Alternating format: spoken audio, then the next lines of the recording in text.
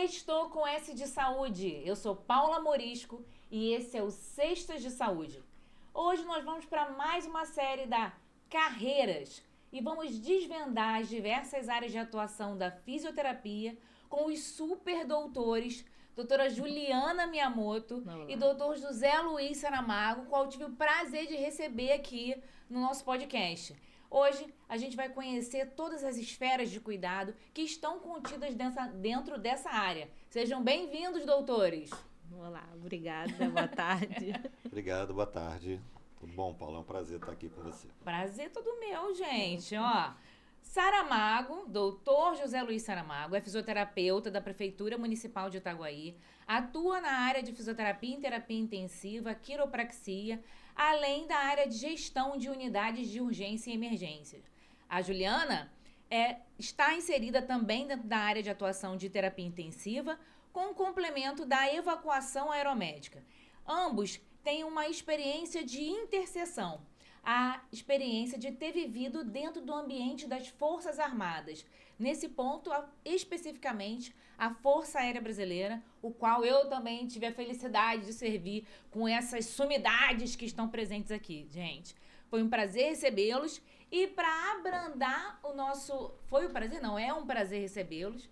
E para brilhantar esse nosso momento, eu estou impecavelmente vestida com esse super blazer da Fina Moda Feminina, que é uma loja aqui da nossa cidade, que você com certeza vai encontrar looks incríveis para você ficar ainda mais bonita, para você ser a cereja do bolo. E para complementar aquele look especial, nada melhor do que uma bijuteria maravilhosa, que você encontra na Idutra Acessórios. Na Yara. A Yara, conversa com ela que ela vai conseguir te combinar um acessório brilhante para você compor o seu look de forma completa, tá bom? E vamos lá para nossa conversa. E eu começo dizendo que, frequentemente, a fisioterapia é vista quando você diz, né, que vai fazer fisioterapia ou que você vai ao fisioterapeuta ou que você é fisioterapeuta.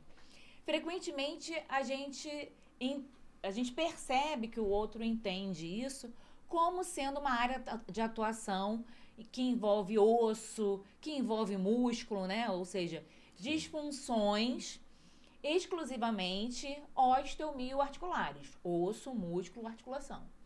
Contudo, né, estamos aqui numa formação de quadrilha, né, 3 fisioterapeutas juntos, numa conversa, a gente sabe que está muito longe de ser isso, né? Sim. Muito longe. A gente tem, cada vez mais, o universo da fisioterapia se expande. E a ideia dessa conversa é desde a gente levar consciência sobre áreas que por vezes não são tão bem exploradas dentro da fisioterapia, pelo próprio desconhecimento do fisioterapeuta mesmo, de não ter aquela percepção de valor dentro daquele ambiente, como também aumentar o olhar, ampliar o olhar dos nossos usuários, dos nossos pacientes, sobre o que a fisioterapia tem a oferecer de melhora da qualidade de vida, de tratamento, enfim, tá bom? Beleza. Show? Show. Assim,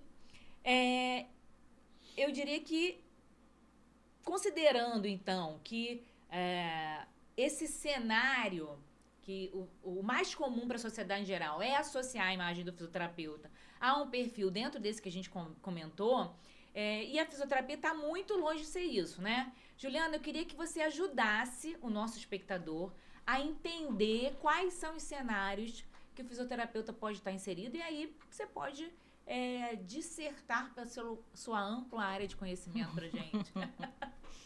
Obrigada pelo convite. É muito bom estar entre amigos que a Fábio me deu, que eu vou levar para sempre comigo.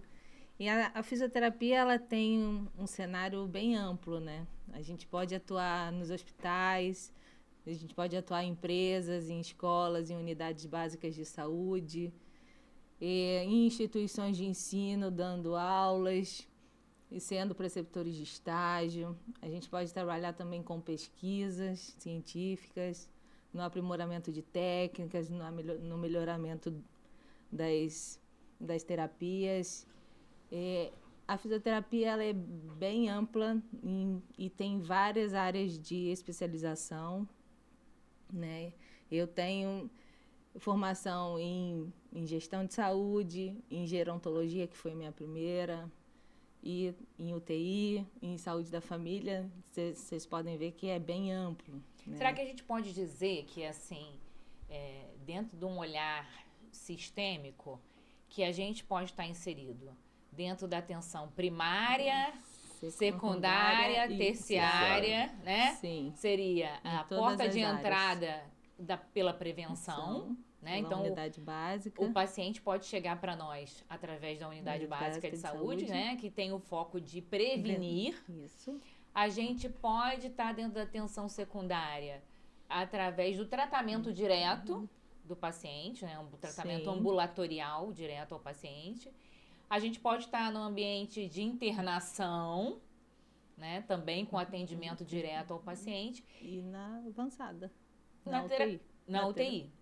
E dentro dessa, se a gente for pegar ainda uma outra divisão didática, a gente atende a neonatologia, né? O recém-nascido. Atende a gestante, atende o recém-nascido, atende o pós-parto, a primeira infância. Atende a pediatria. Né? Isso aí. Atende o idoso. Atende o idoso, adulto e o idoso, né? Então, ao longo da vida, a gente segue com áreas de especificidade para cada composição corpórea, vamos colocar assim, né? Atende cuidado paliativo? Sim. Também. Então, e dentro disso, será que eu posso estar numa gestão hospitalar também? Posso estar numa equipe de gestão? Sim, com certeza. Né? Posso estar numa formação de um espaço? Pode. Posso estar na pesquisa, que foi o que a Juliana falou. Eu vou ter uma dificuldade de chamar eles de doutora Juliana, doutor José Luiz Saramago, porque, para mim, é a Ju e o Saramago, né? Porque vem vem de um ambiente de formação, né?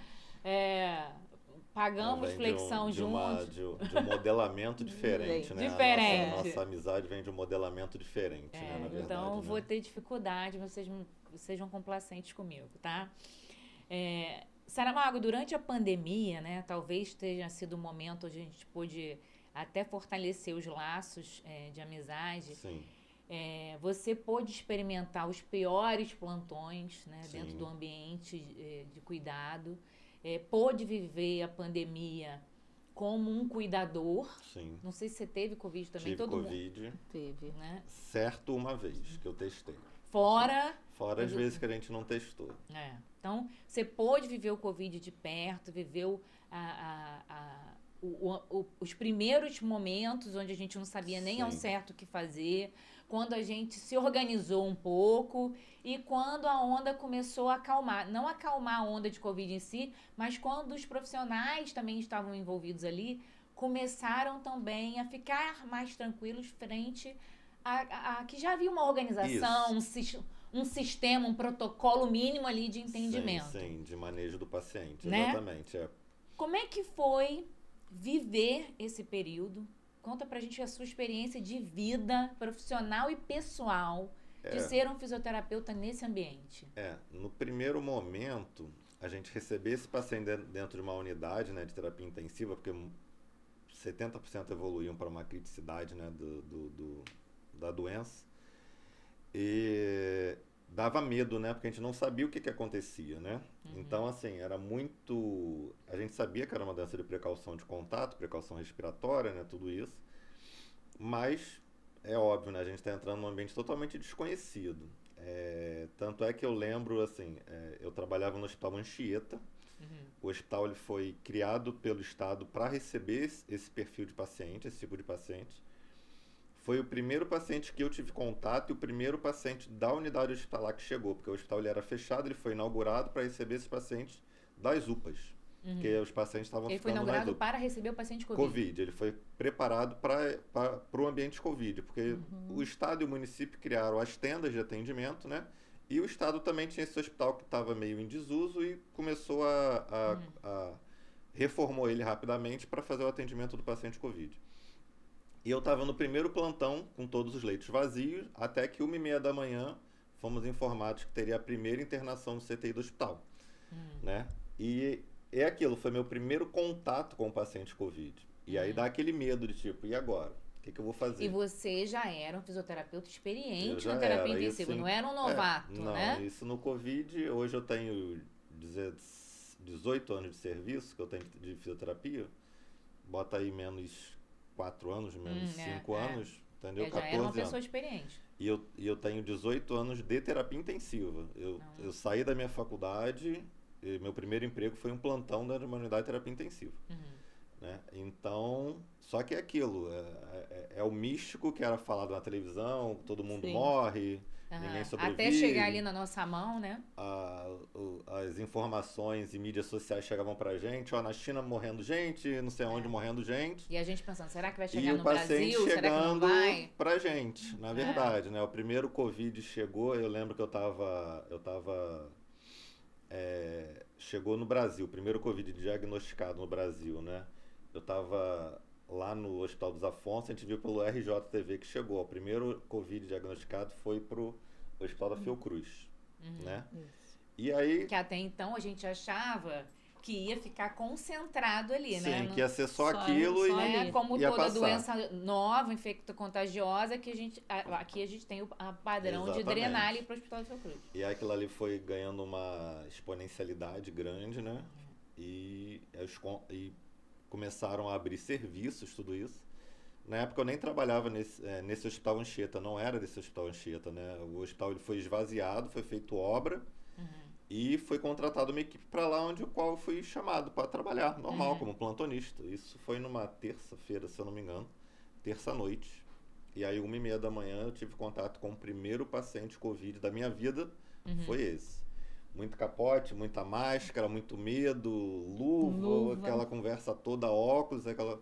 E ao mesmo tempo essa preparação nos causava um estresse também, né? Só de você pensar que tinha que fazer aquele cuidado todo, aquelas camadas sobre camadas, aquilo ali já era um componente a mais na análise crítica sobre a decisão a ser tomada. O próprio tomada. manejo do paciente, a gente tinha medo de manejar o paciente, né?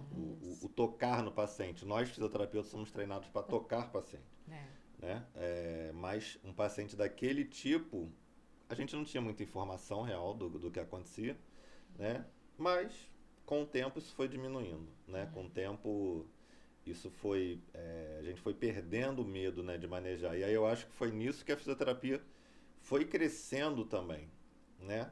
Porque chegavam muitas informações, aí começaram-se a publicar muitas coisas, né, sobre a evolução da doença, mas aí vinham as ondas e diminuíam as ondas. Vinham as ondas, a gente chegou a ter 5 ondas, né, no Brasil, 5 ondas de pico, né? Mas nesse primeiro ciclo nosso, assim, foi muito trabalho, muito medo, muito cansaço, muito estresse, muitas noites de sono perdido. Muitos colegas adoecendo. Muitos colegas adoecendo. E o plantão ficando mais difícil E também. o plantão ficando pesado. Por exemplo, eu quando fui acionado para ir para o HFAG, eu fui acionado para ser o rotina do serviço, para ter uma escala de diarista. Mas quando eu cheguei lá, a nossa coronel Cristina, que estava à frente disso, falou, Zé, só hoje já tem 2 desfalques, você vai ter que ficar no plantão também.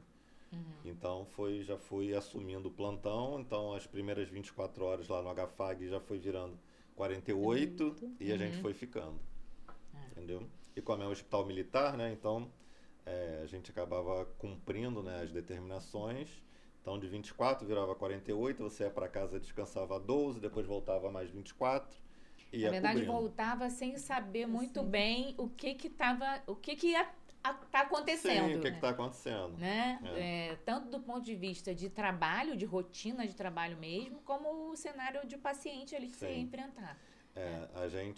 Eu costumo dizer que a gente tinha a vantagem de andar na rua porque não tinha ninguém na rua e assim, o trânsito era vazio, né? Mas a desvantagem que a gente, no início da doença, como realmente existia uma falta de conhecimento, era o número de óbitos muito grande. Né? Eu lembro do meu primeiro plantão no HFAG, foram 5 óbitos. Na minha primeira 24 horas no HFAG, foram 5 óbitos de 35 pacientes, 5 morreram. Assim, a gente ainda estava inserida num ambiente de excelência de cuidado, né? Sim, isso que me chamava muita atenção, porque assim, eu não tô falando de um hospital que falte nada. É, Eu tô falando de um hospital que eu Que tinha tinha recurso tudo. para tudo. Entendeu? é. E o que não havia recurso, se conseguia, buscava, se conseguia. se Dava um buscava. jeito para resolver. Exatamente. Não era um ambiente que faltava nada, Isso, né? Então, não era... ainda tivemos a felicidade de trabalhar num cenário desse. Por exemplo, eu como trabalhei no Anchieta, né? Então era um Ficava hospital comparando. abastecido pelo Estado, onde realmente existia uma deficiência. Então Que não é de hoje, né? Não é uma coisa... Isso, é um déficit comum do serviço público, né, em geral. Então, assim, a gente tinha falta de N95, por exemplo. Eu não tinha uma A N95 máscara, todo a plantão máscara. no Anchieta que eu tava lá também. Entendeu? Então, assim, eu cheguei a comprar N95 do meu bolso. Né? Fui num lugar lá em São Cristóvão, que vende material de EPI, para você imaginar, e comprei 30 N95. Para mim e para minha esposa, que ela também é da saúde, né? Então a gente dividiu para poder dar plantão. Então, Para assim, garantir um mínimo ali da sua segurança. Então, enquanto às vezes a gente não tinha o capote adequado em um hospital, por exemplo, na FAB, eu fazia essa comparação porque na FAB eu trabalhava de Tyvek, Que é aquela o roupa padrão branca. ouro de qualidade. Isso aí, entendeu? Com fita crepe. Que é aquele traje fechado, um macacão branco, Isso, que a gente macacão via na branco fechado, TV, isso. né? Que veste aqui tudo fechadinho, Isso padrão aí. ouro de qualidade, né? Isso aí. Então, Então, assim, aí você chega num hospital desse, que tem esse tipo de padrão. No primeiro plantão, já 5 óbitos de 35. Então a gente bota aí Era uma estimativa aí de 20% de óbito, né? Matematicamente, mais ou menos isso, né? Então, 20% de óbito. Aí você já começa a tirar da gravidade da doença, né? sim. E você tá ali no meio. Entendeu? Amanhã pode ser você. Exatamente. Entendeu? Exatamente. Ju, nós Sim. não... Doutora Juliana, olha pro doutor, você séria. Pode falar. Nós não passamos, sem dúvida nenhuma, nem de longe dos perrengues, das maiores dificuldades, né? Das maiores complexidades ali que o Saramago viveu. Mas eu acho que o que a gente experimentou já foi bem pesado, né? Foi. Mesmo sem estar inserido dentro da UTI do Da Covid, UTI, nós né? ficamos Na na enfermaria, enfermaria. nas unidades intermediárias.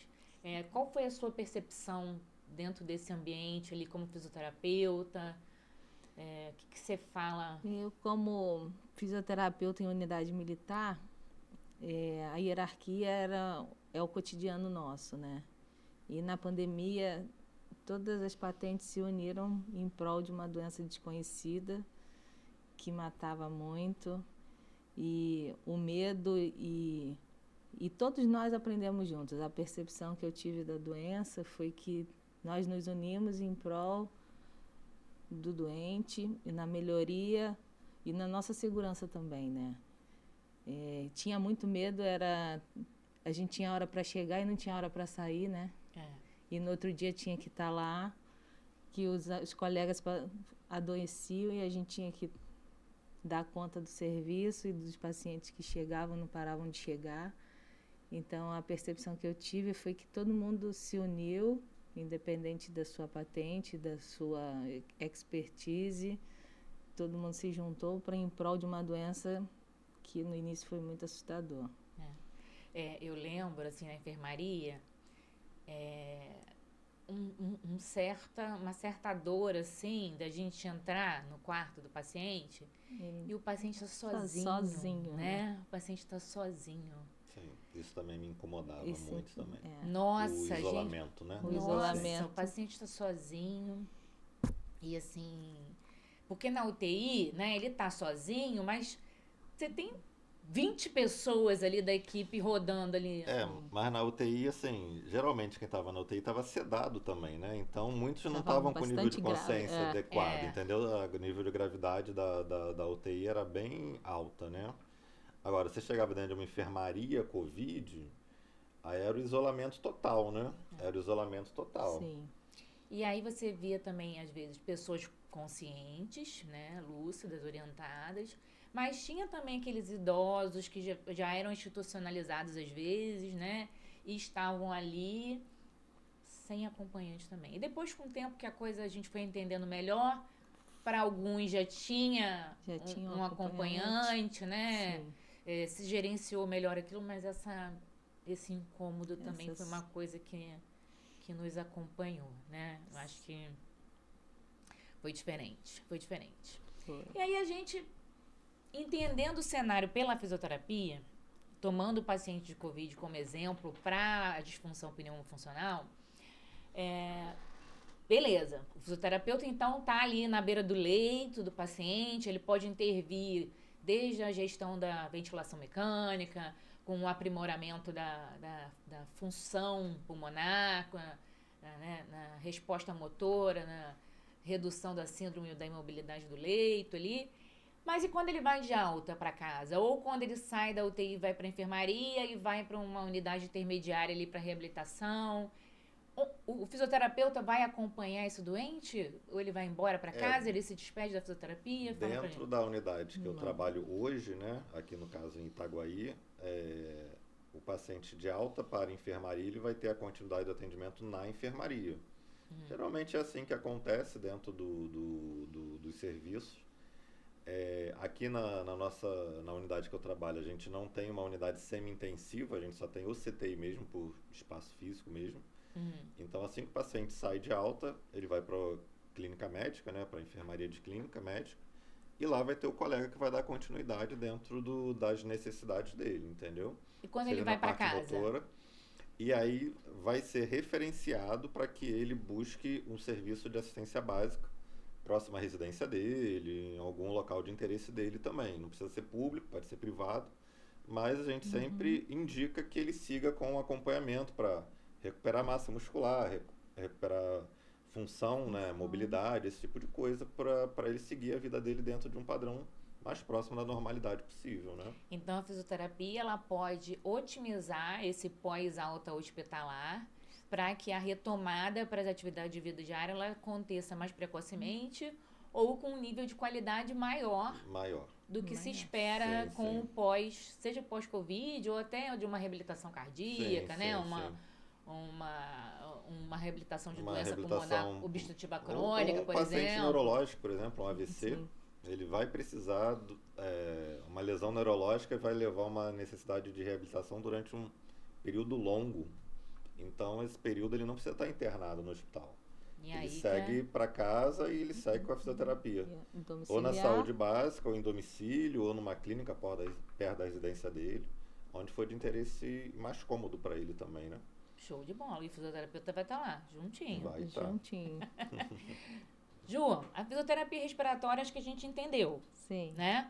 Mas aí lá, quando eu te apresentei, eu falei da evacuação aeromédica, né? Ou EVAN. O EVAN, como é descrito nas Forças Armadas, né? EVAN é um termo que... um termo não, é uma ação que já existe dentro da saúde operacional das Forças Armadas, né? Que nada mais é do que a transferência de um paciente de um lugar para o outro através de uma aeronave, seja um helicóptero, né? Mas que ficou ainda mais recorrente, mais organizada, mais sistematizada, depois do Covid também. Sim. Né? E aí, explica para a gente como que você mergulhou nesse universo, explica melhor o que é isso, o que faz o fisioterapeuta de EVAN, explica para gente. A EVAN é a evacuação aeromédica, a gente transporta o paciente de uma localidade com menor recurso de saúde para uma localidade com maior recurso de saúde. O paciente ele vem regulado pelo médico regulador e aí ele entra em contato para saber os dados do paciente e aciona a equipe, né?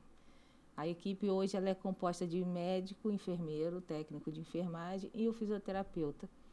Está inserido desde a pandemia do Covid-19, onde a gente atuou bastante com o transporte de pacientes críticos, né, em todas as localidades do Brasil.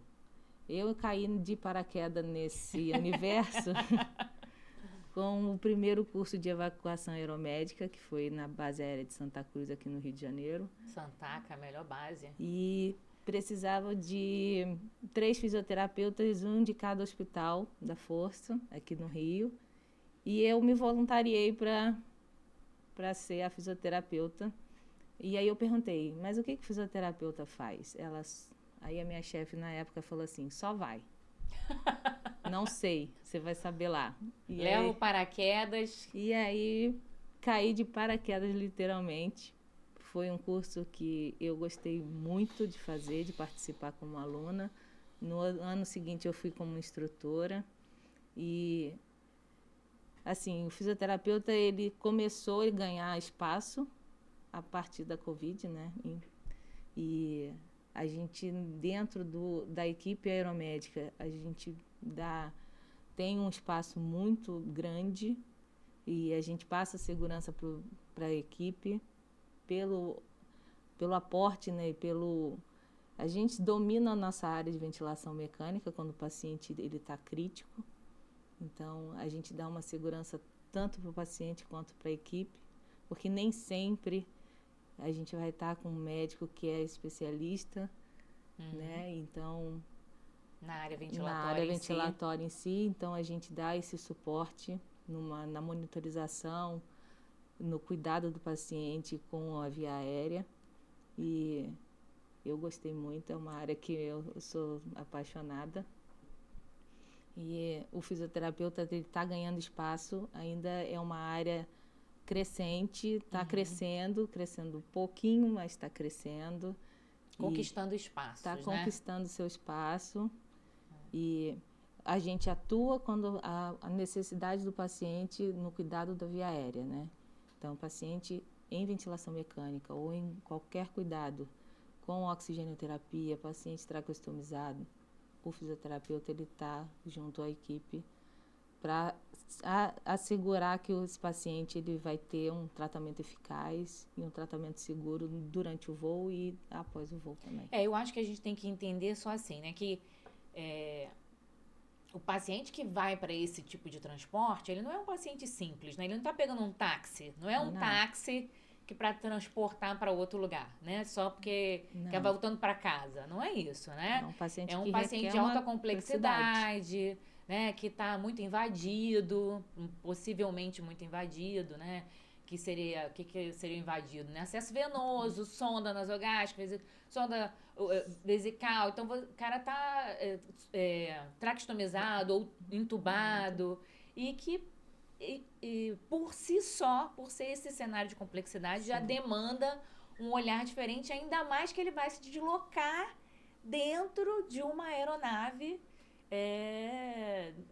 militar, não, mas uma aeronave em si. É uma aeronave comum, né? Que a gente prepara, nós militares, né? Nós profissionais, a gente prepara a aeronave para transporte. Né? E aí, Ju, existe uma aeronave em que é só uma ambulância? Fala para mim. Não, as aeronaves são de uso recorrente. Né? Então, quando é acionado a EVAN, a gente prepara a aeronave para receber esse doente. Então, a gente vai lá na unidade, lá no hospital, na nossa salinha, pega todos os equipamentos que a gente precisa, monitor, ventilador, aspirador. Pensando na especificidade do transporte daquele paciente. Isso, e prepara a aeronave para receber o doente. É isso, não tem uma aeronave específica. Aqui no Rio, não. É sempre um helicóptero? Ou às vezes é um avião de transporte também? É sempre uma asa, sempre um avião. Helicóptero... Nunca transportou de... Mas é viável, não é? É viável. Pode ser asa rotativa ou asa fixa, né? A rotativa é o helicóptero. Rotativa, helicóptero. Linguagem militar, gente. Vai pegando asa aí. Asa fixa, o avião. Eu sempre transportei em aeronave. Helicóptero eu só fiz o treinamento. Só o treinamento mesmo. Aqui, quem faz muito em asa rotativa? Em asa rotativa é o SAMU, aqui do Rio.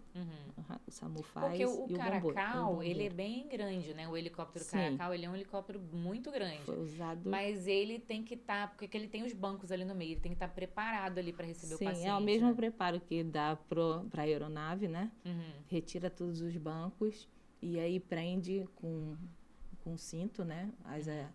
As macas. Então, se faz esse preparo na asa fixa, poderia fazer na asa rotativa também. Sim. Só uma questão do que vai estar disponível, do perfil da missão e pois assim. O aeronave é mais... o helicóptero é mais para emergências, né? Deslocamentos localidades que o avião não chega. Uhum. Então, localidades difíceis, aí Porque, usa o em helicóptero. tese, a asa fixa é mais confortável, Isso. né? Mais espaçosa. E a Evan, no contexto de Evan, a gente, o paciente ele está no hospital, né? Então a gente sai do Rio e vai para Brasília. Então a gente saiu do Rio, a ambulância está esperando a gente na pista de voo com o paciente e a gente transporta para a localidade, volta para o Rio, né? Entendi. O helicóptero a gente usa quando é emergência, né? Locais de enchente. Não é uma coisa programada. Não é uma coisa programada, é uma emergência, uma urgência, uma localidade que não tem como o avião chegar. E aí a gente vai com o helicóptero. Entendi. E hoje você já está atuando até na formação de profissionais de Evan dentro do ambiente civil, não é isso? Sim, eu fiz uma palestra para os acadêmicos do CREFITO 2. Foi um convite do fisioterapeuta que é o fundador da Sobrafai, né, que é a Sociedade de Fisioterapia Aeroespacial, Sérgio Feitosa, e foi um convite para explicar mesmo o fisioterapeuta na atuação aeromédica, né, nas diferentes áreas de atuação. Eu acho que já é um processo de construção, de colocar um tijolinho ali para investir um pouco mais tempo, conhecimento, pesquisa, para aperfeiçoar e perpetuar a formação para outros profissionais que possam vir também, né? Acho que é por aí, mas você gostou desse ambiente? Você ou não quer mais? Eu gostei. Tomou gosto? Eu gostei. Eu fui picada pelo abelhinha.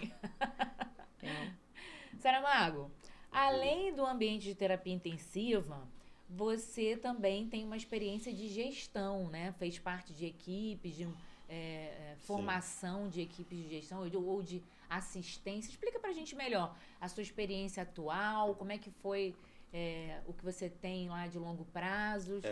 Então, como eu falei, eu tenho 18 anos, né, de formação, né? E em 2010 eu fui parar no Hospital Albert Schweitzer, um hospital grande em Realengo, que na época era do Estado.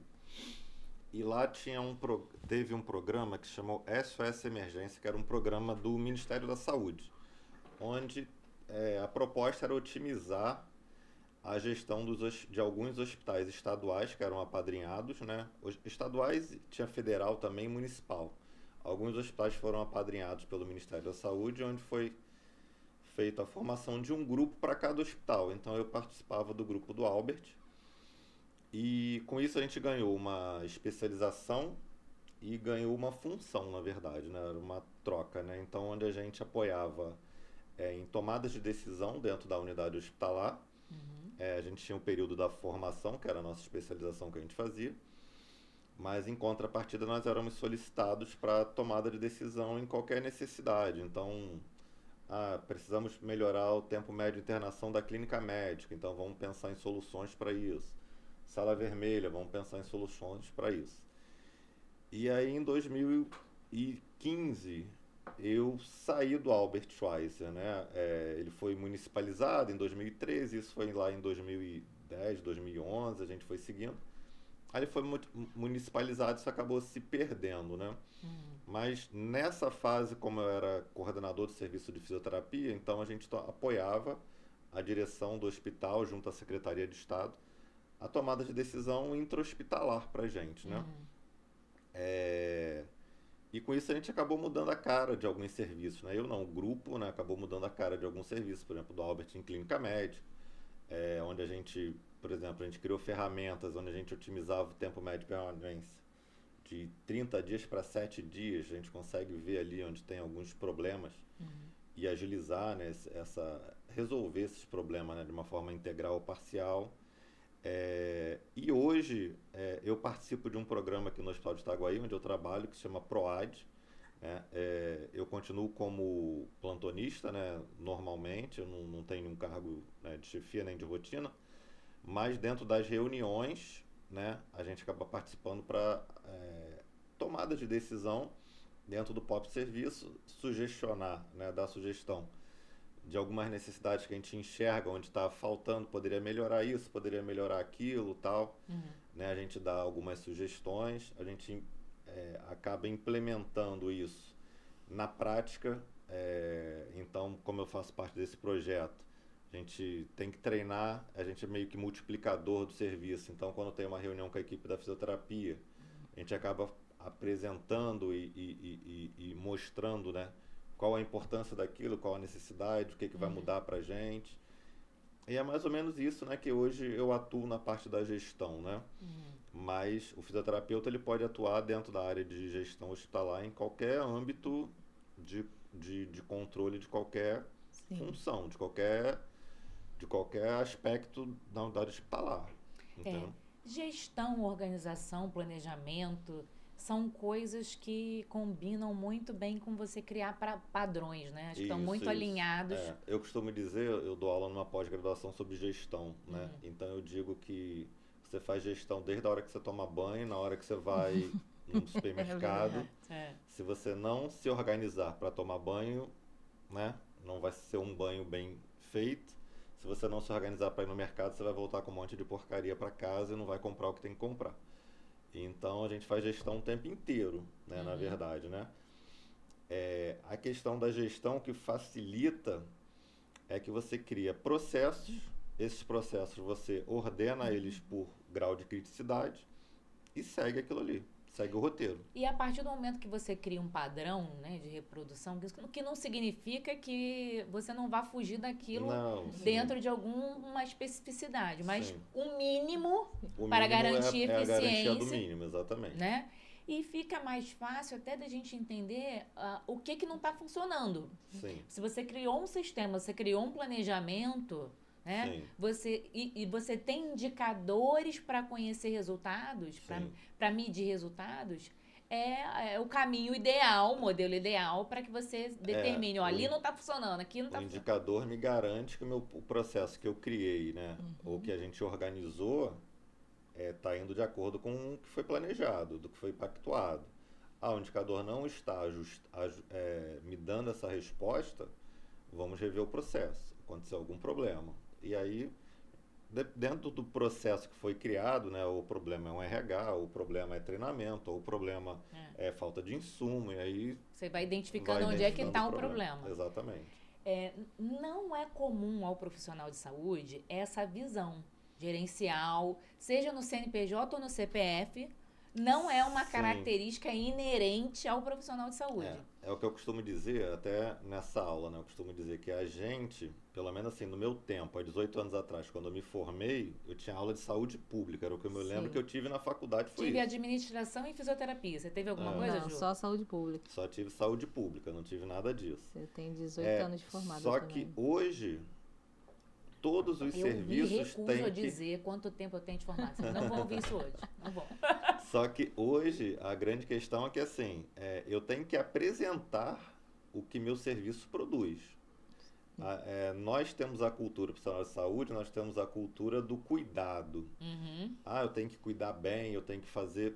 Isso sim, é a nossa obrigação. Mas como esse cuidado representa financeiramente para a instituição em forma de gasto, como esse cuidado representa em insumos que eu necessito, como esse cuidado representa em remuneração profissional, eu preciso dizer isso.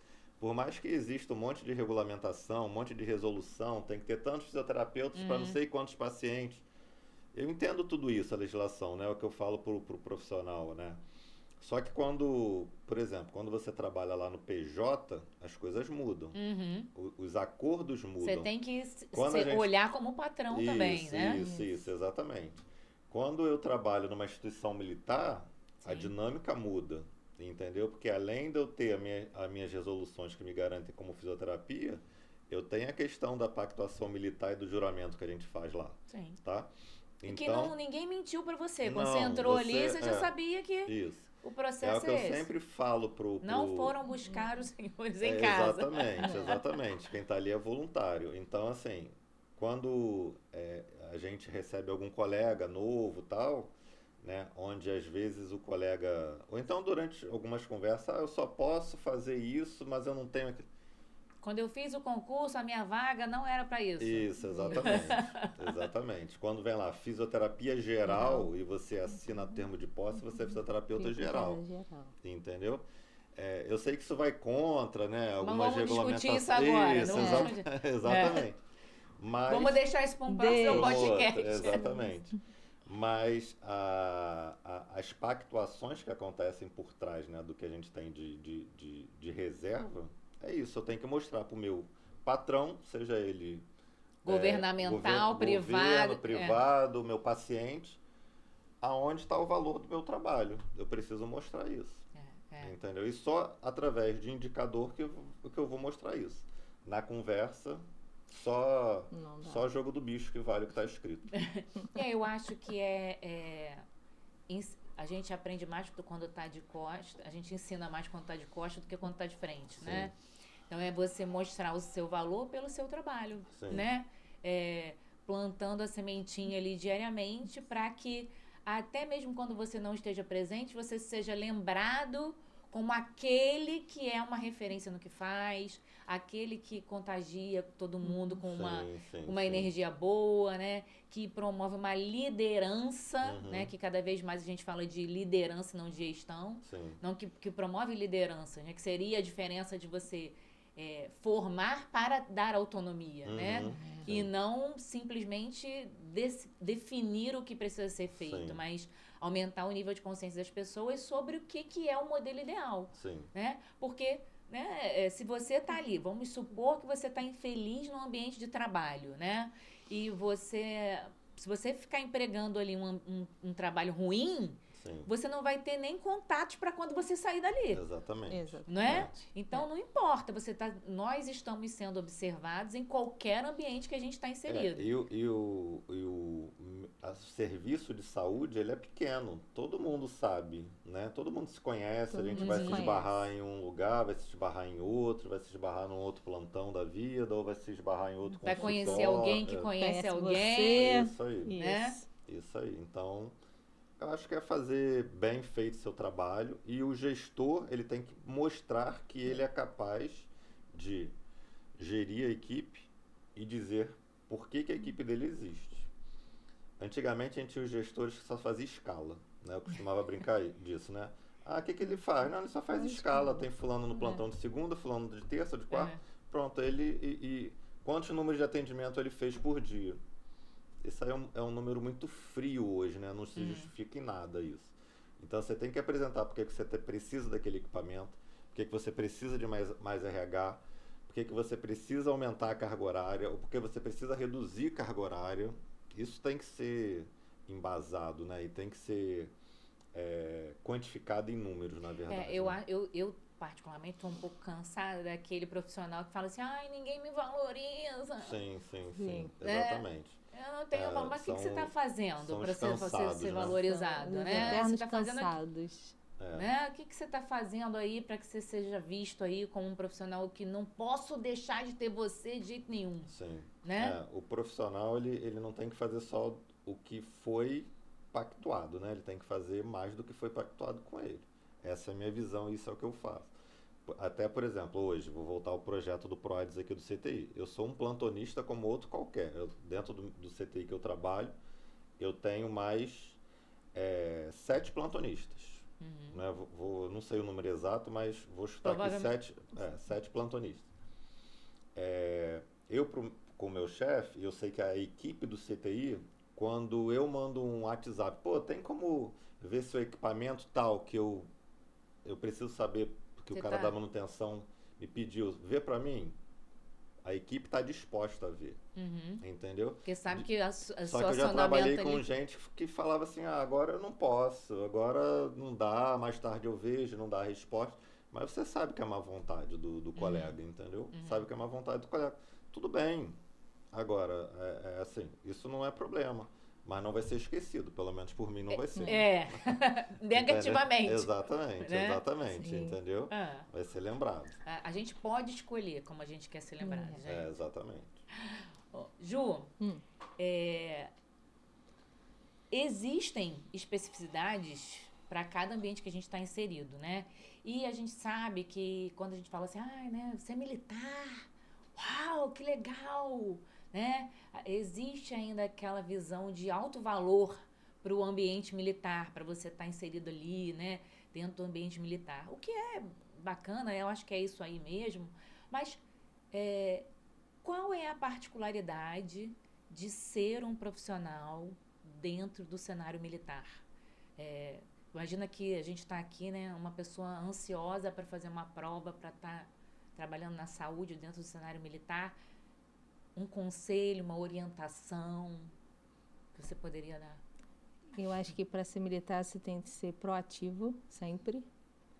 Você vai ser um eterno aprendiz. Você vai aprender tudo, não só de fisioterapia, mas você vai aprender a como faz uma administração, como ser um chefe de setor. É muito mais do que ser fisioterapeuta. É muito mais já do que começa ser por aí. fisioterapeuta, mas eu acho que a gente tem que ter a proatividade no sangue. A gente tem que ser resiliente, sim, e tem que estar sempre disposto a aprender coisas novas. Mesmo que saia da sua zona de conforto, eu saí da minha zona de conforto várias vezes durante esses 7 anos. Eu aprendi muito mais do que fisioterapia. Quando eu entrei na FAB, eu entrei como fisioterapeuta geral. E fui parar na unidade que eu tenho a minha especialização, e é uma unidade que eu queria muito ir, que é o Centro Gerontológico. E quando eu cheguei lá, o fisioterapeuta mais antigo falou assim, você vai tirar serviço no CTI. Aí Você falou, meu Deus, como que como? tem CTI na vida? CTI? Ele é CTI, internação, emergência. E eu falei, mas eu estou vindo da atenção básica, primária, 10 anos lá fora, e CTI, o que eu fui fazer? Cursos de ventilação mecânica.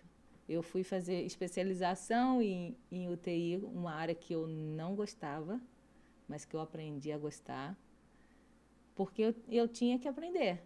Porque eu não ia tratar bonecos, eu ia tratar gente, pessoas. E eu sempre dei o meu melhor achando que eu estava tratando meu pai e minha mãe.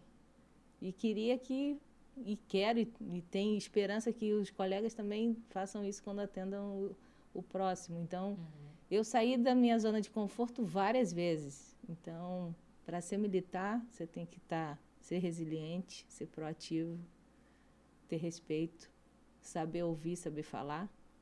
Saber ficar em silêncio. Saber ficar em silêncio várias vezes e muitas vezes. E saber... E, assim, o ganho disso tudo é um ganho, assim, eu estou saindo, daqui a um tempo eu estou saindo e eu estou muito melhor do que eu entrei, né? Como pessoa, como profissional eu cresci, evoluí muito. E é isso. Eu acho que em todo ambiente a gente vai ter... situações pontuais ali de desconforto, sim, né? Que não é diferente, gente. Não é diferente Não, do Em meio outro civil. lugar, você não é trabalhar diferente, como Não é. né? administrador vai ser também a mesma coisa. Não é diferente, né? Talvez essa questão da prontidão, né? Juliana, você vai dar plantão no CTI, Sim. né? Não tem não vou fazer não. Não tem isso, né? Isso. Porque é a necessidade de estar presente aonde você é necessário. Sim. Né? Principalmente ali, se a gente relembrar ali o cenário do Covid, né? Então era onde você era preciso. Né? É lógico que você não vai estar sozinho, Não. né? Você vai ter com alguém ali para te ajudar. Tem sempre o experiente, nos né? momentos iniciais, Sim. né? Então aqui ninguém solta a mão de ninguém. Não, né? nunca sozinho. Mas não pode também sentar no seu conforto ali e esperar cair na sua cabeça. E também confiar na pessoa que está do seu lado. Né? Você tem que ir atrás do seu prejuízo, ir atrás do aprendizado. No início, eu tinha muito medo. Eu acho que eu tenho medo até hoje, mas... Mas medo o quê? De errar, de fazer... Medo de errar. Eu tinha medo de errar, medo mesmo, do novo, né? Para mim, aquilo era novo demais. Será que eu vou dar conta, né? Então, assim, para mim é sempre a primeira vez quando eu entro no CTI. eu dou o meu melhor, eu faço o que tem que ser feito, mas para ser, acho que em qualquer área, não ser militar e na área civil, você tem que saber, tá sempre ali um eterno aprendiz querendo aprender mais, a gente nunca é o dono da verdade, a gente está sempre auxiliando, ensinando e aprendendo. Essa é a vida. No militarismo, mudou muita coisa para mim, né? Você sabe que eu entrei na Força Aérea por acidente, né? Que teve um amigo que ficou insistindo muito para fazer o concurso. Eu falei, eu acho que isso não é para mim, porque eu tenho muita dificuldade de ficar em silêncio. Muita dificuldade.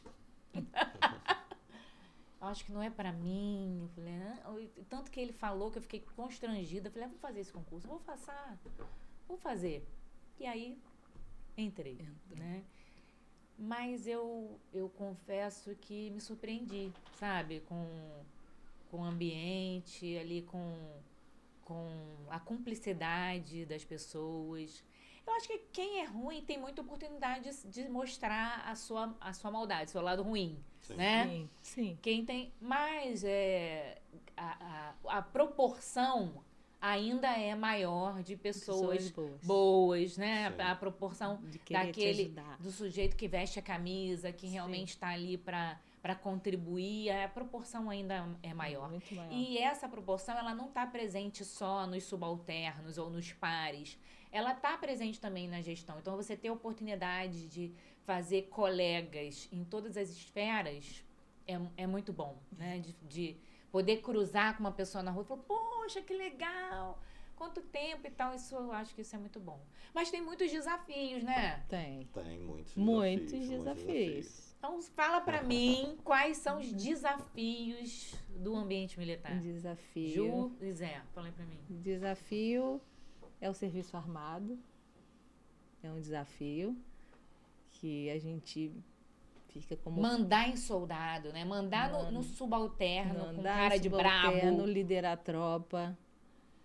Tropa que tá ali... Quem é a tropa?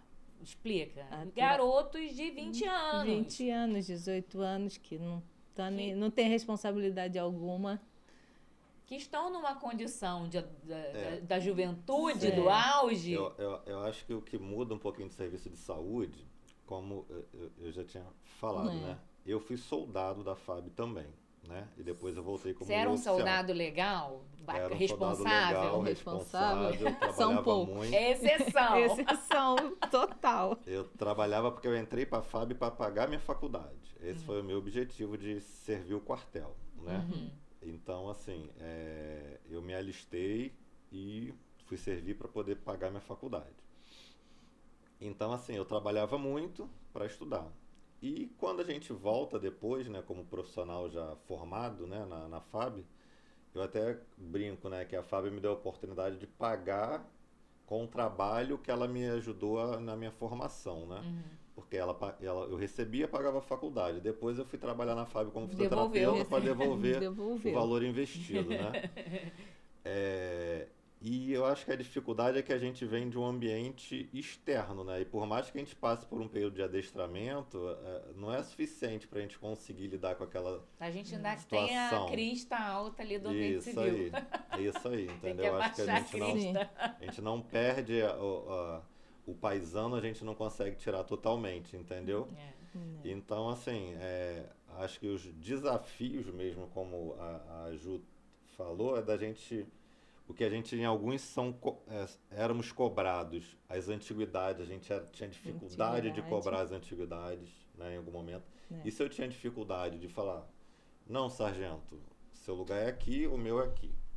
E se eu tinha dificuldade, eu queria do meu lado. Mas que era importante também. Mas que é importante para o militarismo. E senão não é militarismo. Até, Zé, para aquela padronização. Sim. Para garantir aquela organização, aquele planejamento, aquele padrão.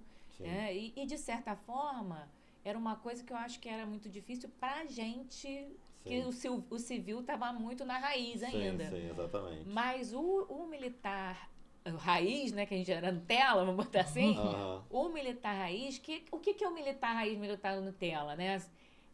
O sujeito que a o da formação escola. básica De escola. dele, ele fez o ensino médio, né, Sim. no colégio militar, ele fez a graduação no colégio militar. Esse indivíduo, ele só conhece o Isso, militarismo. ele não tem a Ele não visão tem do outra civil. experiência de vida profissional. Sim. Então, ele aceita muito bem o ambiente de E caserna. até uma das coisas que eu achava engraçado é que, assim, quando a gente usava de hierarquia, né, de antiguidade, Uhum. geralmente o menos graduado aceitava de boa, porque ele O geralmente problema estava na o problema gente. estava na gente. Gente, Que eu falava, cara, eu tô constrangido dele comer num lugar diferente do meu. É. Como tem em muitas unidades militares, ranchos diferentes, né? Um restaurante diferente. Restaurante diferente. Então, assim, caraca, por que ele vai pra lá e eu vou pra cá? Por que ele não pode sentar na mesma mesa que eu? Mas no quartel é assim. E tá tudo Então, bem, e tá gente. tudo bem, e ele tá tá tudo acostumado bem. com isso. É. O problema tá na gente mesmo, entendeu? uma outra. O militar ele tem que ter a capacidade de se adaptar a qualquer situação. Isso. Então, assim, você entra como fisioterapeuta, você entra como médico, você entra como enfermeiro. Mas vai ter a hora que você não vai ser fisioterapeuta, vai ser a hora que você não vai ser médico nem enfermeiro. Vai ser a hora que você vai ser fiscal de contrato, Fiscal no meu de caso. contrato. Uhum. Você tem que aprender sobre fiscalização de contrato. Vai ter a hora da formatura, que não tem nada a ver com a sua formação básica. E Então, você não vai desempenhar ali num papel de menor excelência exatamente. do que você faz ali quando você está exercendo sua função de fisioterapeuta. Até O porque você mesmo vai nível ser de cobrado igualmente. Igualmente. Você vai ser cobrado como fisioterapeuta como militar. Os dois erros ali, ou em um e em outro, pode te prender. Então, Prender mesmo. prender que a de gente tá cadeia, falando que no eu digo, xadrez mesmo. prender, isso. Outro desafio que eu tive foi tirar serviço de 24 horas Armado. armado ou 24 horas no CTI. Você nunca tinha tirado plantão assim, Ju? Plantão não. Você chegou na área de gerontologia, né? Eu não tirava plantão. Né? Eu trabalhava no hospital público da Prefeitura do Rio, mas era de segunda a sexta, né? Uhum. E os horários de 8 às 5. Na FAB, a gente tem os horários também assim, né? Mas tem os serviços de complemento 24 ali. horas de ficar ausente de família. Ou você vai para uma missão e fica 20 dias fora de casa, dormindo. Você tem que se adaptar ao lugar, né? Eu vou fazer uma pergunta sobre essa sua missão aí, mas o que é esse serviço de 24 horas armado? Explica aí. Serviço de 24 horas armado é a segurança. Você faz a segurança do local que você serve, né? No meu caso, eu fazia segurança do hospital que eu trabalhava como fisioterapeuta durante o dia. Então, ou sábado ou um domingo, a gente é escalado para estar ali de prontidão na guarda, junto com uma equipe de serviço, com sargentos e soldados, fazendo a segurança do local. E quando o diretor não está, nenhum outro oficial superior esteja, você é o responsável pela unidade. É o síndico da organização Isso. militar. E né? aí você fica 24 horas com armado. Com o celular na mão do oficial de dia, né? O responsável pelaquela unidade de dia e armado. Mas tendo sido orientado de que a arma está ali no coldre que não é para ser utilizada. Não. Né? Porque é para que você haja com protocolos de gerenciamento de risco para garantir a saúde daqueles que estão ali contidos, né? Sim. Eu fui oficial de dia tanto do hospital como na Vila dos Oficiais e Sargentos da Ilha do Governador. Então, a gente não é só fisioterapeuta, a gente também tem que estar disposto a passar por isso. Tem que estar disposto a passar por isso. E foi de boa. Foi de boa. Você tirou oficial de dia também, Saramago? Tirava foi muito. De boa, porque a gente Meu último dia da FAB, eu estava de serviço de oficial de dia. Nossa, que alegria! Porque, né? A gente pode dizer aqui que ninguém gosta, gente, de tirar serviço de oficial de dia. E olha que eu era reserva. Sim. E foi acionado. A menina ficou doente e eu tive que ir. Meu último dia. Eu ganhou desarmei, de presente esse bônus aí. Eu fui no material bélico, entreguei a arma, voltei pra despedida que a galera tinha feito pra mim. Ninguém gosta de tirar oficial de dia, mas tá lá. Tava nesse dia.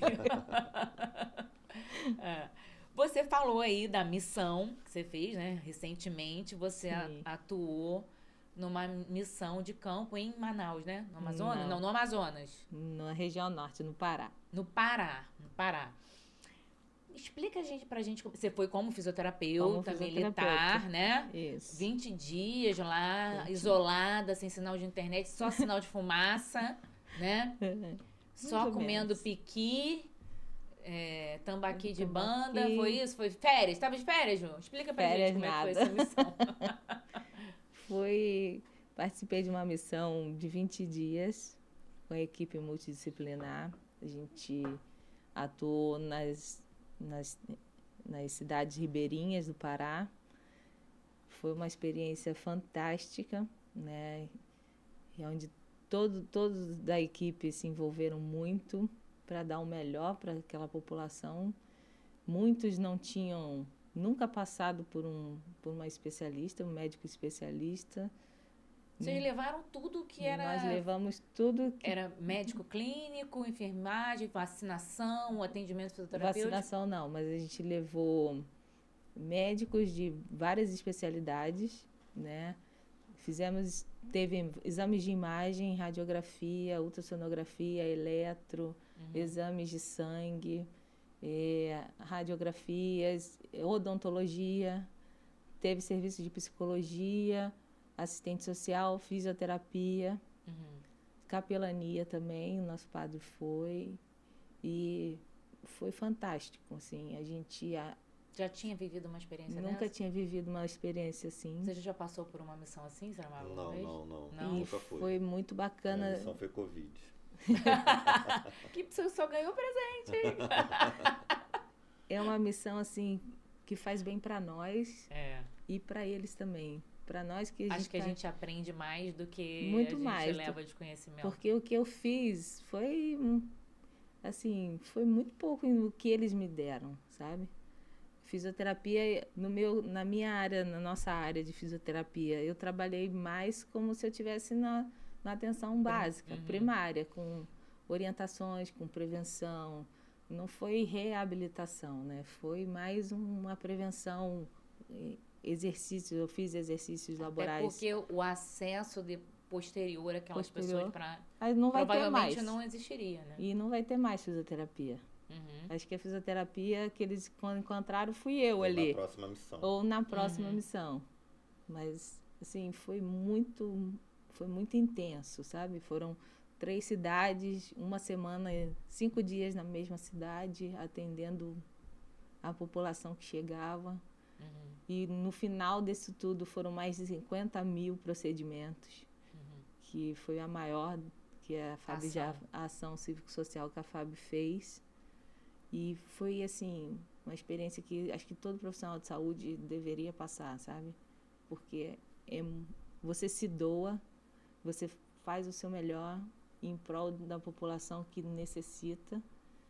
Você faz de tudo para melhorar aquela saúde naquele período que a gente está ali. Acho que a gente quer ser o salvador dali do lugar e você ganhar um abraço, umas bananas como a gente ganhou, isso valeu muita coisa, sabe? É engraçado. Não tem preço. Essas missões, elas são voluntárias, né? Voluntárias, eu me voluntariei.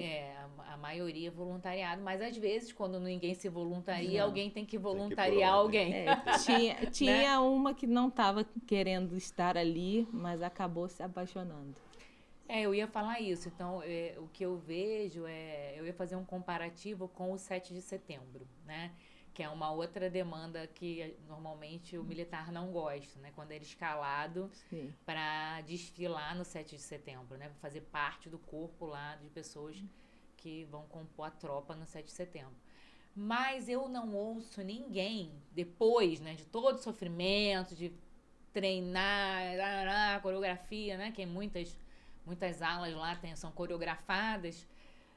Não vejo ninguém falar que não gostou.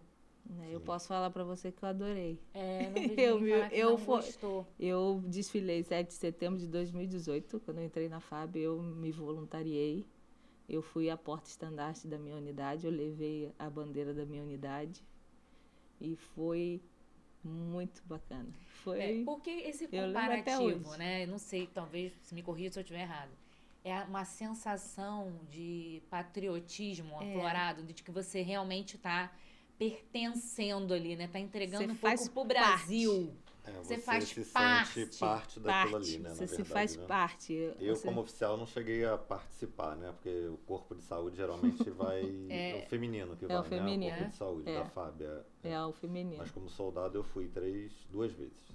Né? No 7 de setembro. 7 de setembro. É um orgulho imenso. Dá uma sensação de E orgulho. todo mundo cantando junto, todo mundo marchando junto, ouvindo aquele volume de pessoas, bom, né? Aquilo faz bem. É diferente, né? É diferente, é contagiante. Eu acho que sim.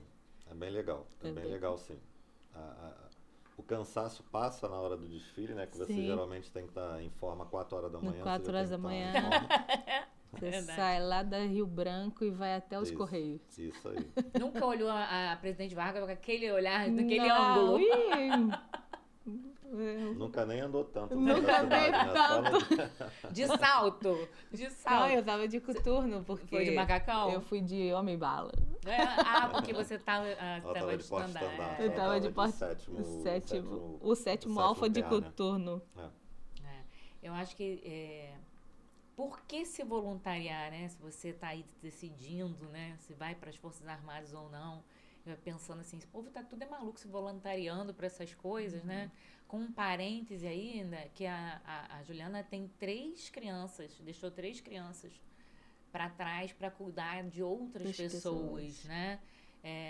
E foi um pouco do que a gente viu no Covid, trazendo a história do Covid de novo. Eu tinha essa sensação que eu estava deixando os meus que eu queria cuidar em casa, gente queria salvar, para ir cuidar de outras pessoas, e os meus poderiam estar adoecendo lá enquanto eu estava cuidando de outras pessoas. Se a gente for para pensar, assim, a sensação que eu tive, né? O meu filho teve Covid, só que meu filho estava em isolamento pleno, ele não tinha aula, ele não tinha nada, então ele estava em casa. Quem levou o Covid para casa? Ou fui eu ou minha esposa, porque nós trabalhávamos em unidade de Covid, né? Aí. As unidades que eu trabalhava, todas eram Covid, 100% Covid, né? Minha esposa era do Salgado, ela é do Salgado Filho ainda, mas é da sala de trauma, mas atendia a porta aberta, né? Então podia chegar com o acamamento paciente Covid, né? Todo mundo era testado, mas aí você vai pro plantão e volta, e aí quando você chega em casa, seu filho tá com Covid. E aí? E olha que a gente tava doido, a gente tava ficando doido, né? Vou te falar o que era. A gente tirava a roupa do lado de fora, botava era lisoforme no sapato, né? A gente usava tudo que era medida para limpeza, a gente fazia, né? Entendeu? Mandinga, tudo a gente fazia. 3 pulinhos de entrar em casa e jogar álcool. Já teve a história até da época de jogar álcool na boca, eu tava doida, gente.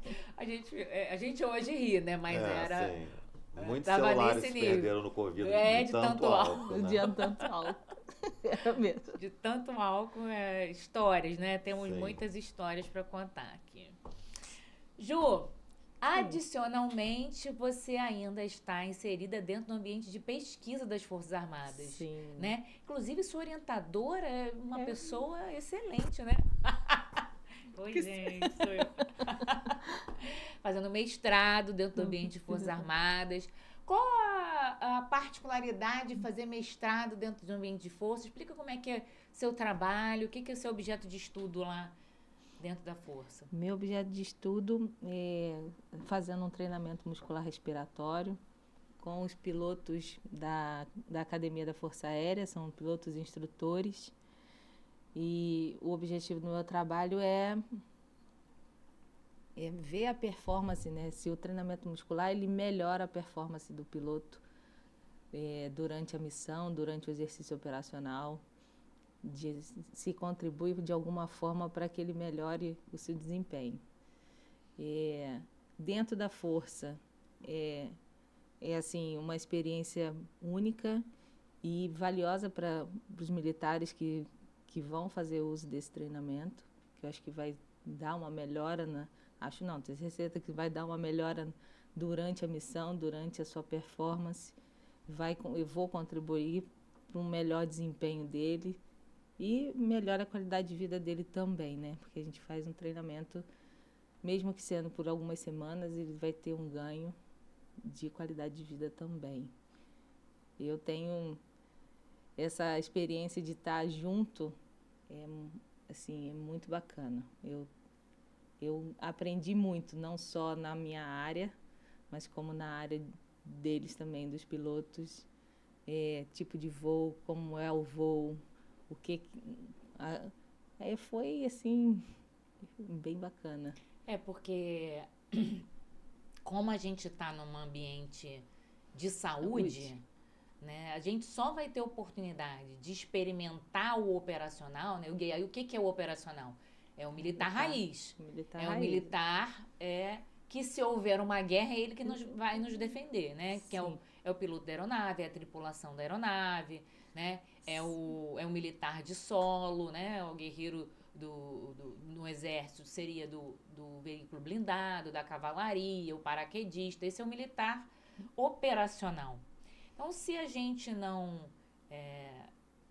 se decidir enveredar por esses caminhos, provavelmente vamos passar o tempo todo de força armada sem sequer conhecer o sujeito, salvo se ele tiver uma fratura, se ele adoecer uma doença pulmonar e for cair na gente para fazer a reabilitação, né? Vou dar uma descrição aqui também do meu ambiente, meu cenário militar, né? Quando eu entrei na Força Armada, junto com o Saramago, que nós somos da mesma turma, por eu ter doutorado, eu acabei sendo direcionada para a Universidade da Força Aérea, que estava em vias de instituir um mestrado, um curso novo de estrito senso, em desempenho humano operacional, e mergulhei também. Já tinha uma experiência de orientação, uma experiência de docência universitária no ambiente civil, e acabei evoluindo para esse espaço ali, essa oportunidade de trabalho. E abracei, como já era uma coisa que eu gostava de fazer. E aí a Juliana chegou até mim, aí como minha aluna de mestrado. E através desse ambiente também pude conhecer um pouco mais da rotina do militar operacional, que é uma outra coisa que também é muito legal de conhecer, né? Por que contar essas histórias? Coisas que a gente só vai saber se estiver dentro. Se estiver dentro de um EVAN, se estiver dentro de uma terapia intensiva, se estiver dentro de um ambiente de gestão. Se a gente não falar sobre isso, provavelmente a gente vai acabar escolhendo realmente os cenários mais comuns. A gente vai realmente continuar escolhendo os cenários triviais, né? Porque a gente está ali no entorno, né? No que está próximo a nós. E acho que vale a gente trocar experiências, a gente conhecer mais, para que a gente tome decisões mais acertadas, mais tranquilas, né? Diminua o medo, ou até se compadeça do medo das outras pessoas, né? Porque também, quando um chefe, né? Quando um oficial superior, que está, no caso, acima da gente aqui,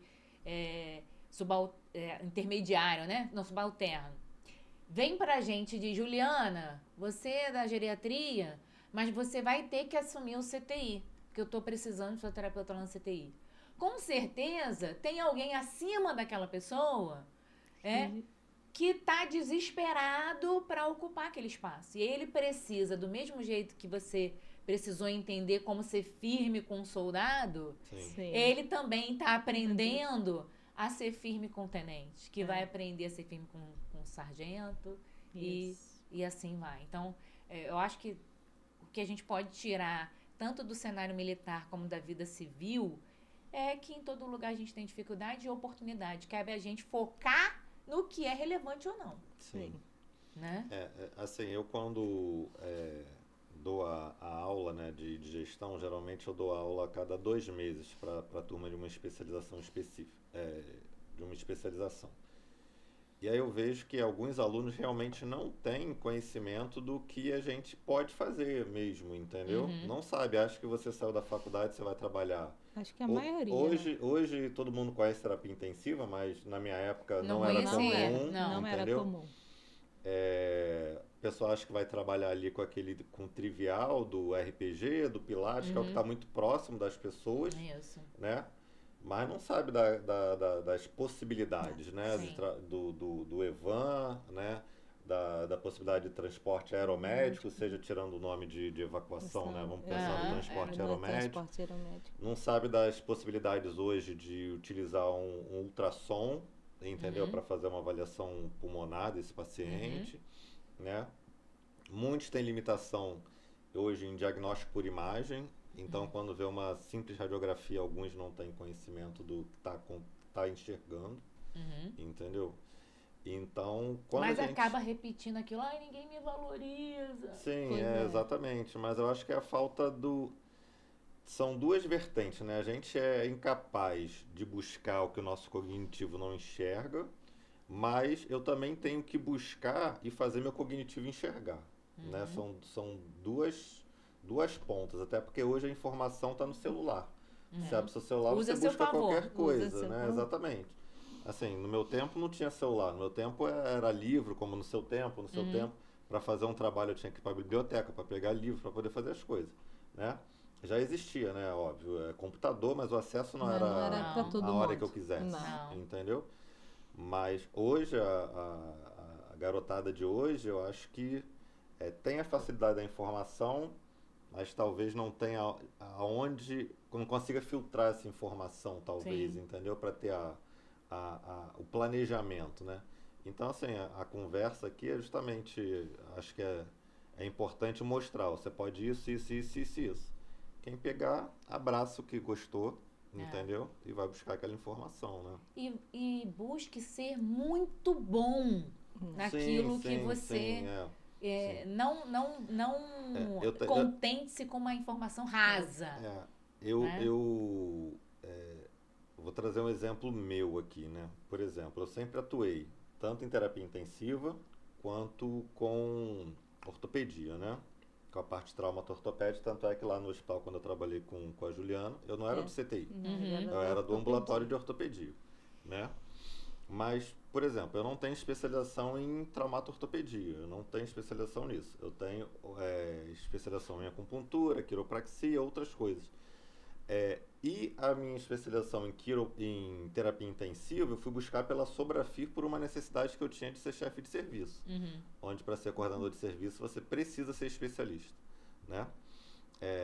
Então, quando a gente vai buscar alguma coisa, eu não dependo simplesmente de qual é o melhor curso, qual é a melhor escola, busca ali inicialmente, o caminho ele vai abrindo para você também, entendeu? Assim O caminho mesmo. ele vai abrindo. Por exemplo, a minha questão da Sobrafir, né? Por exemplo, eu falei, cara, eu já era chefe do serviço e a chefe falou, preciso do seu certificado. E por coincidência abriu o período da prova de título da Sobrafir.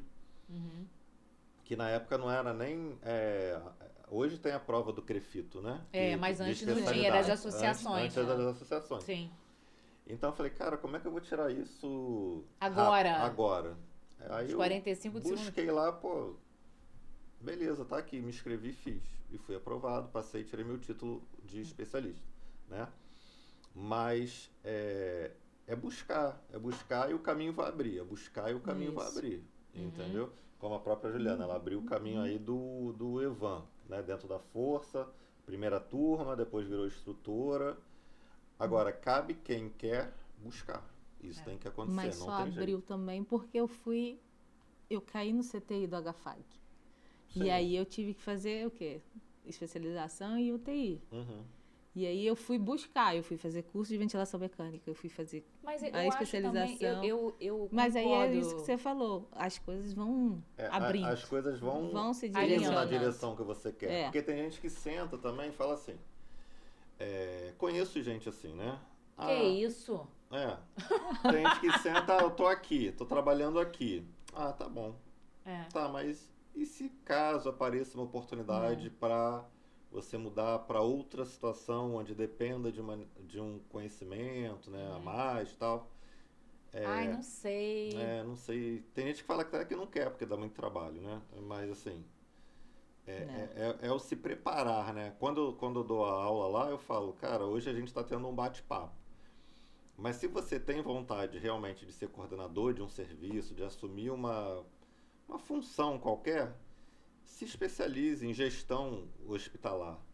Porque assim, é muito feio alguém sentar para fazer só escala. E quando eu sento para falar de indicador, as pessoas, tá, e como é que eu faço o cálculo? Aí é matemática básica de padeiro, cálculo de indicador é matemática de padeiro, é a mesma coisa, né? Mas eu preciso saber que aquilo ali é tão simples através de um processo que é mais difícil, entendeu?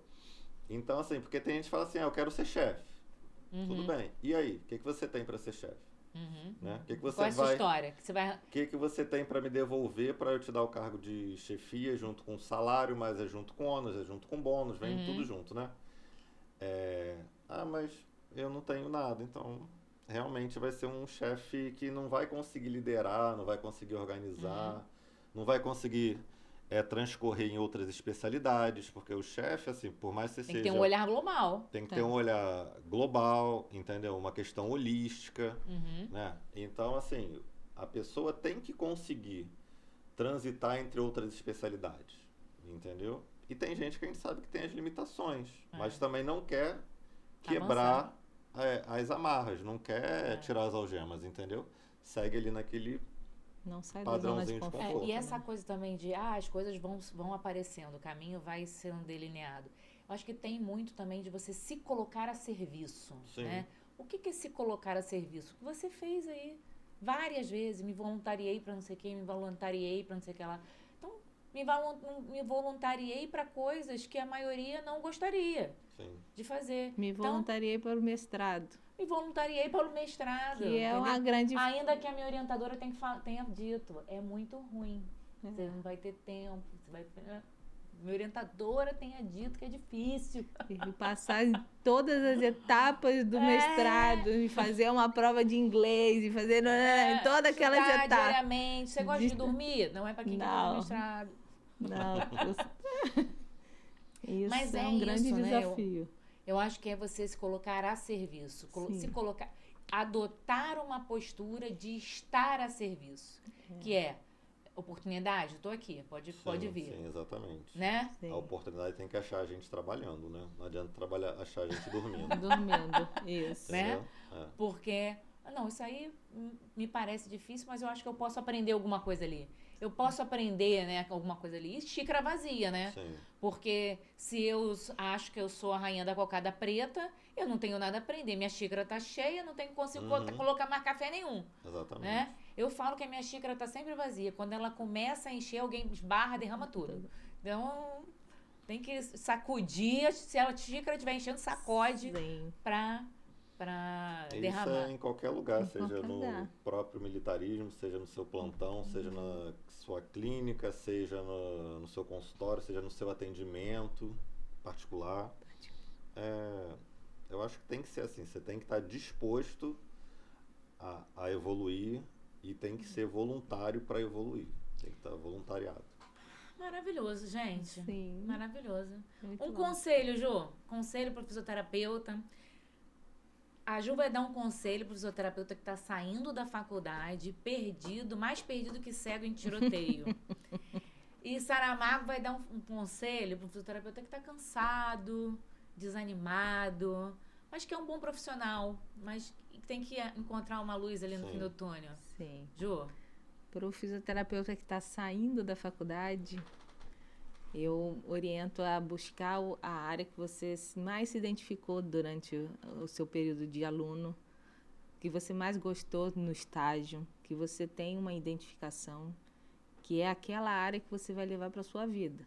É essa área que você vai abraçar e vai trabalhar. Então, procure a área que você se identificou, se especialize nela, faça cursos, tem várias técnicas novas surgindo a todo momento, se capacite ao máximo e vá em busca, abra a sua oportunidade, né? Faça o que você gosta na área que você gosta. A fisioterapia, ela tem vários leques de atuação. Você pode se identificar em muitos, mas escolha um que você vai levar para a sua vida, que você vai fazer bem feito nela em todos os períodos. E se não gostou dela, estagnou, vai para uma outra, especialize igual, faça sempre o seu melhor. É isso. Que as coisas acontecem. Mas e pro que já está cansado, tipo eu, né? que já tá cansado. Todo mundo cansa, Todo né? mundo Todo mundo cansa. cansa. Em é. algum momento a gente cansa. A motivação, Aí a gente ela bota o dedo na tomada. A gente cansa a de ser motivação assistencial depende do e- motivo, né? Então, Isso. assim, quando o seu motivo acabar, você busca um outro Outro motivo, motivo.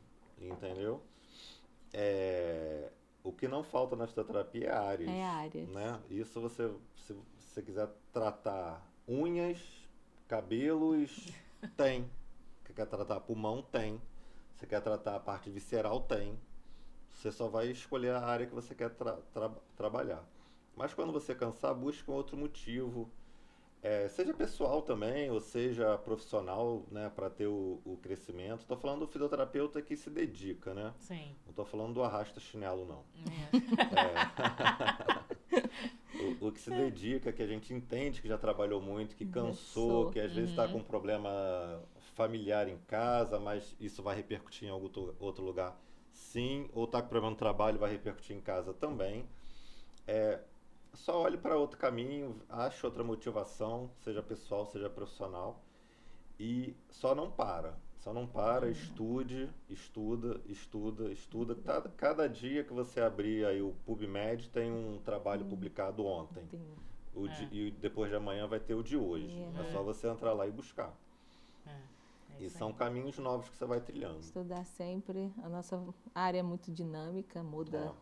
E E tem, a gente precisa ser dinâmico também. a gente precisa Sim. ser dinâmico. É isso. Gente, muito obrigada. Foi um prazer nada, receber vocês obrigada. aqui. Eu hoje usei esse look maravilhoso da Fina. Estou me sentindo a cereja do bolo. E quero que você complemente com a Yara Dutra Acessórios para qualquer ocasião, desde um barzinho até um ambiente profissional. Foi um prazer ter você aqui com a gente. Se você gostou desse vídeo, já se inscreve no canal, curte e compartilha. Até a próxima. Até. Tchau, tchau.